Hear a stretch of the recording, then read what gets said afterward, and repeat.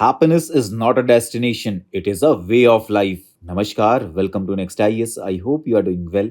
In this video, we are going to cover major headlines of the Hindu, Indian Express, and Press Information Bureau. So, without wasting any time, let's start today's discussion. And here, first article talks about the issues related to content blocking orders of the government. And it is in the news because recently Corp has filed a petition in the Karnataka High Court challenging the government's method of issuing content blocking orders through the new Sahyog portal. Corp seeks a directive that content can only be blocked under the Section 69A of the Information Technology Act 2000, but not through Section 79 subclause 3B. But here government clarified that orders under Section 79 are not direct blocking orders, but they inform platforms of liability for illegal content.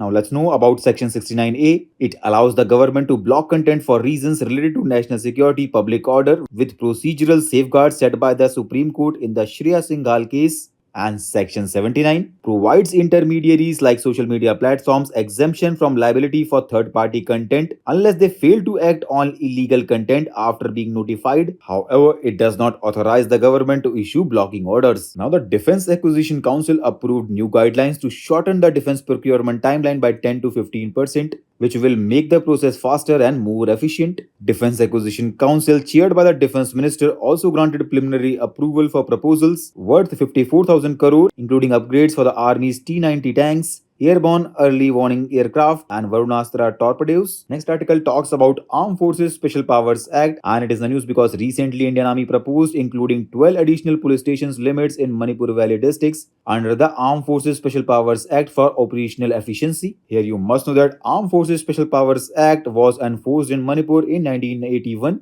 after the state gained statehood in 1972. Now let's know more about Armed Forces Special Powers Act. It grants the Army and Central Armed Police Forces powers to kill, arrest and search without a warrant in disturbed areas with protection from prosecution without union government approval. Next article is related to Swadesh Darshan scheme, and it is in the news because recently Public Accounts Committee criticized the Union Tourism Ministry for poor implementation of the Swadesh Darshan scheme. The scheme aimed to develop theme-based tourist routes across India, but it faced serious issues such as lack of feasibility studies, poor planning, exceeding budgets, and incomplete projects. Here you must know that Ministry of Tourism launched the Swadesh Darshan scheme in 2014-15 to support the development of tourism infrastructure across various destinations. The scheme has now been revamped and it focuses on developing sustainable and responsible tourism destinations with a tourist and destination-centric approach. Next article is related to habitual offender laws. And it is in the news because recently Supreme Court of India raised concern over habitual offender laws. It questioned their constitutionality and their potential misuse to target denotified tribes. Here you must know that classification of habitual offenders dates back to colonial laws like Regulation 22 of 1793 and Criminal Tribes Act of 1871, which criminalized entire tribes.